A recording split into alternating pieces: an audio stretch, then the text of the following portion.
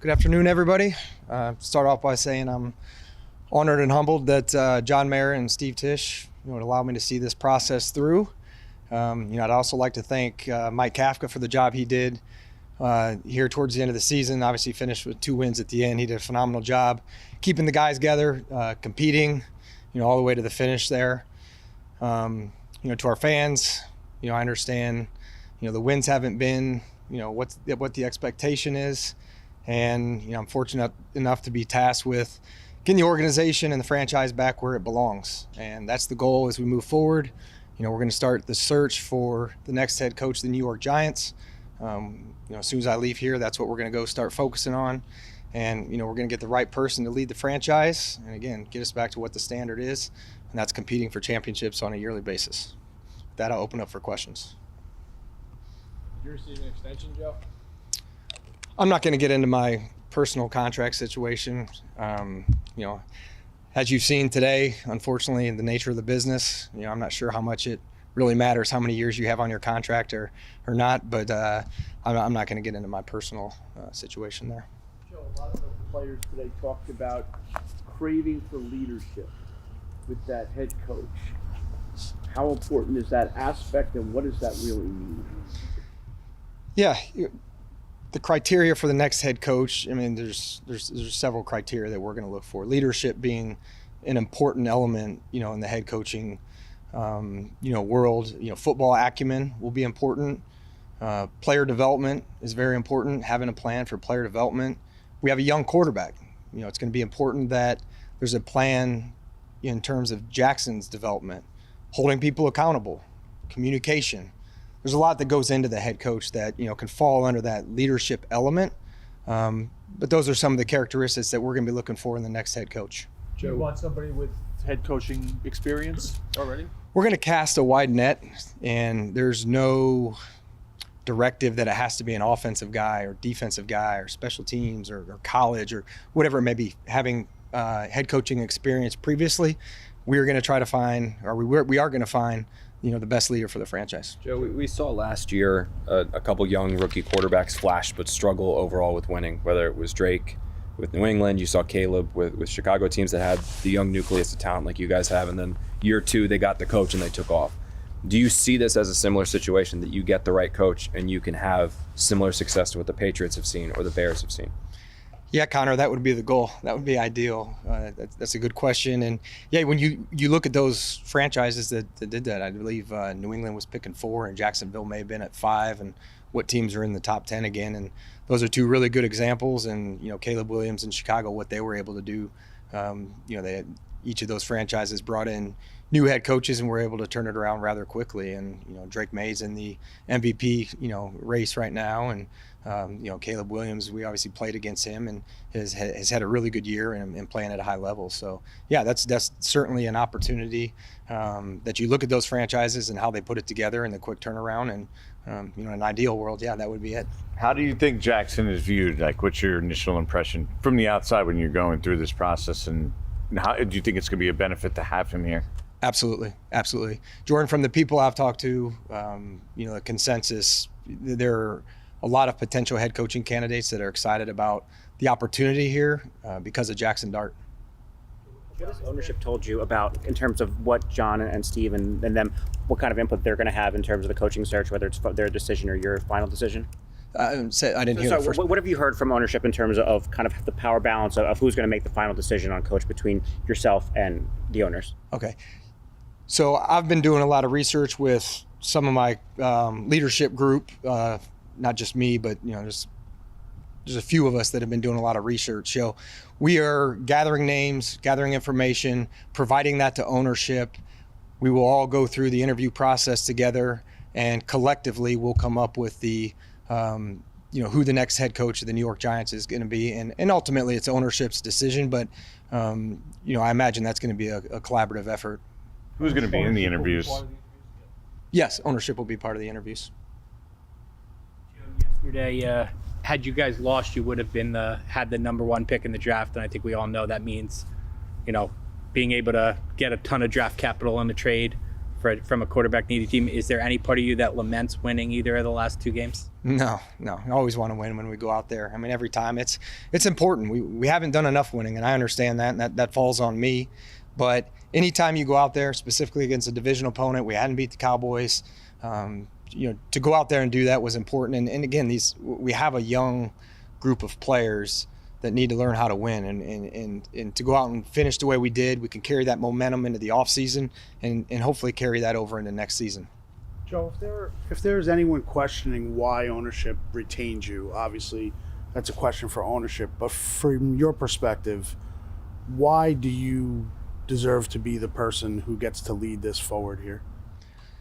Yeah, Art, for me, it's, early on I made mistakes. I'm fortunate to have great ownership here where you're allowed to stub your toe and try to course correct. And over the last couple of years, we've been able to add a franchise quarterback. You've been able to add a number 1 receiver in Malik Neighbors, who, again, I'm looking forward to getting him back. And there are, the defensive line, the pass rushers. There's pieces in place that also make this an attractive job. So looking at where we're going, where the build is, what the plan is moving forward, and seeing the vision through is why I think that's the case, Art. Do you have any, Joe, will Jackson Dart he's not going to be in the interviews, obviously, but he's such an important part of this franchise. Will he ever get any input in some of this at some points? Input? He might meet somebody, but I don't know about input. I love him, but he's 22 years old or 23, whatever he is, and he's got 1 year in the league. So could he potentially meet a candidate? Sure, but we'll make the decision ultimately. Your presence will impact the head coaching search, and how will you manage it if there's a candidate who has a different preference for who they want to be GM? Yeah, people talk about that because that's a rare instance that happened a year ago. I know what you're talking about, and that's not necessarily the case in every cycle. So talking to a lot of the representatives of potential head coaches, that has not come up one time, and doesn't appear to be anything that's going to deter from a coach wanting to take this job. There's actually, the opposite. There's a lot of excitement for, the opportunity. We have phenomenal ownership, the history of the team, and some of the young pieces that are in place along with some of the veterans. Joe, when you were told you were being retained, what did ownership tell you about their expectations for 2026 and anything they wanted to see improved, or what was their message to you directly? Yeah, Pat, there wasn't a directive. It was a plan, a plan in place. And when you're in my position, if you were here year 2, yeah, would it have been better? Of course. As a general manager, you always want to have a young quarterback and build the team around, a young quarterback with that. You get the advantage when they're on a rookie deal. So, talking about the pieces we have in place, the plan, where we're going to go from here, how we're going to approach the off season. It was more so that than what the expectations are or mandates to do X, Y, and Z must happen in 2026. We've had constant communication since the the press release when Dayball was released. There's never a come to, hey, this is you're going to go forward with you. We've been operating, and I've been gathering information for the coaching search, and we have consistent communication on a daily basis. So, that's how we continue to proceed. How serious is Mike Kafka as a candidate? He's going to get an interview, and he's done a good job. He's been on the interview for the last several weeks. Enjoyed working with Mike. His leadership. Offensively, he was able to still handle the play calling. I believe we ended up 13th in the league in offense. I think we were 30th last year. Fifth again, fifth in the run. Fifth in the league in rushing. So it was impressive. Again, that's when you put on that head coaching hat, and now you got to evaluate the defense too. Obviously made a change with Shane. That's difficult to do, and he handled all that, very well, and obviously impressive, 2 wins down the stretch here. A lot of the top names rumored for head coaching candidates are defensive coordinators, defensive minded, and there's obviously a perception in the NFL that you can't hire a defensive coach because he can't develop a quarterback. He'll need a top offensive coordinator. Where do you fall on that whole debate? Yeah, my previous stop in Buffalo, Sean McDermott's a hell of a defensive coach. He's a hell of a head coach, and we drafted Josh Allen. So there's a way for that to work. Vrabel maybe put him in that boat. They have Josh McDaniels. So there's ways for this to work, and I would also say not just the head coaching job in terms of this being an attractive destination, but if I'm an offensive coordinator and you look at, okay, they got a left tackle, they got a left guard, center coming back, they got a number 1 receiver, Theo Johnson shown some promise. Hey, Scott, Tyrone Tracy, Jackson Dart, I could probably work with that defensively. They've got rushers, they've got Dexter Lawrence in the middle, Javon Holland, Paulson Adebo. I could probably work with that. So my expectation, hopefully, is we're going to get the right head coach that can also, bring in a very good staff, that being not just offense coordinator, defense coordinator, special teams, on down the line. So I think there'll be an attractiveness there as well. Joe, how is this task to sort of fix these Giants different than the one that you stepped into 4 years ago when you took this job? How is this? Say that again. Like how is this? How is the? I guess how is the team change? How is it different? Like, do you feel like you're starting from square one or? No, I don't think we're starting from square one. Again, having the quarterback in place. Okay, when I got here, we didn't do Daniel's 5th-year option. There was some let's wait and see. He couldn't pass a physical when I got here, because he had the neck injury. So is he going to be healthy? Is he not going to be healthy? 2020, then going into 2023, we did the contract extension and that's who we were trying to build around. And then obviously had the injury, and that decision ultimately didn't work out, and we shifted. And we are here today with, Jackson Dart going into year 2. And you're not paying a quarterback that, the amount of money that, we had to invest in. And Daniel, when we made that decision, so we have salary cap flexibility. We have some young core pieces in place. And I know it's talked about at times, but if, Jackson Dart's on the open market, or Malik Neighbors or Abdul Carter, the deal with Andrew Thomas, that was done a couple years ago, looks good in terms of the rankings. Dexter, Burns, I think Hutchinson just got 40 million. So I would say key pieces at core positions that on the open market are making an exponential amount of money. We're in a good position in those core positions, and we have draft capital, and we have some flexibility. So I like where we are moving forward. I'm excited about the young group we have, along with the veterans and the resources we have to improve over the offseason. What did you learn about when you were scouting and evaluating and acquiring players when Brian was here, I imagine it was for what he wanted to do with his scheme, offense, than who he was bringing in as defensive coordinator. New coach, probably going to have a different viewpoint on offense and defense. How does that change things for you, or do you believe that the core group of players here you have now are flexible to be able to move and play and whatever and whoever you bring in here? Yeah, Connor, that's a lesson I learned, again, just through this process and being a general manager. When you draft players or sign players, you want them to be versatile schematically, because as we see, today and previously, coaches come and go. It's just the reality of it. So guilty of drafting a scheme-specific player before, and then coaches come and go, and then maybe those decisions don't work out. So due to that lesson I learned throughout this process, try to make it where these players are able to be versatile enough to fit into whatever scheme we're in. And I feel like the players on the roster right now can do that. How will you handle? Let me get Charlotte. Sorry. What did you learn about the search process the first time that's going to change how you approach it this go around? Having this runway has really helped. There's not a lot of positives of making a in-season coaching change, but having this runway to really do a deep dive on a wide array of candidates. Sit in my office and watch Thursday press conferences for coordinators. Integration of AI on some things that we've utilized. Calling around. Again, it's hard when you're an assistant general manager somewhere and you're on a playoff run. You don't have a job yet to call around and do the amount of research that we can do.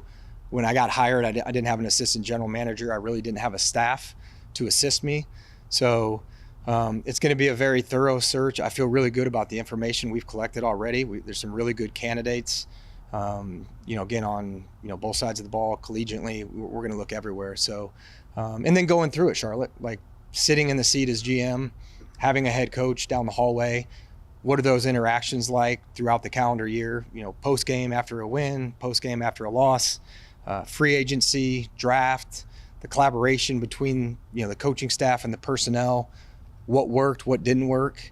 So a lot of that stuff will help me, because of the experience, identify really what we're looking for in the next coach. Joe, how will you handle, I believe most of your assistants, probably including Mike, are under contract for next year. How will you handle it if another team wants to interview one of those people as their search gets started versus, will you block them from doing that till your coach gets here, or how will you handle that? Yeah, we've had those conversations. I've met a couple of times with the coaching staff in Hull, and it's unique this year because the in-person interviews for candidates that are currently with clubs is, the 19th in terms of in-person. So the cycle may be a little bit slower this year. So my conversations with coaches are like, listen, you guys, you got families, you're talking about kids. If something comes up, communicate with me, and it'll be on a case-by-case basis, because we do have a lot of good coaches on the staff. And there's some that may be in the mix to continue with us, and again, timing and circumstances, it may not if they have something else. Joe, of all the difficult things that a GM has to do, draft picks, free agents, fire people, hire people, is gauging. Where do you put on the list of difficulty gauging the coordinator, the hot coordinator out there, and projecting him to be the next head coach? Because sometimes they make it, very often they don't. So how do you? The established head coach, you kind of have a handle on. The coordinator, projecting him to be the next guy. Yeah, Paul, that's a good question. That's why there's probably more misses than hits, and you see this cycle where there's, the average I think is 7 a year in terms of coaches being fired. So the deep dive on the research, people that have worked with these individuals, I think is very important. Looking, talking to players, player quotes on different coaches. If you're fortunate enough to get some players that maybe played under those guys, that's important. And then, the head coach has a track record. You want to know how they manage games, you can go bring up game management situations, which we've done that on some of these candidates. Game management's an important part of it. You can go see how they were in front of the media after wins, after losses, what their record was. It's right there, where they ranked offensively, defensively. So that's a little bit easier because the information there is for you versus a projection with a offense or defensive coordinator, whoever it may be that hasn't been a head coach in the NFL before. Joe, you talked about the research that you've done for the last 7 weeks. Are you guys ready to jump in? I mean, have you already sent out requests for interviews? I mean, are you starting, whether it's tomorrow or Wednesday or this week, to start your interviews for your search? Yeah, we're going to start. When I leave here, we're going to go, map it out. I've been in player exit interviews from about 8:30 to 1:30, so just ran over here to do this, and then I have not seen ownership yet today. So again, I'm going to go from here right in there, and we're going to start mapping this out, and interviews will start this week.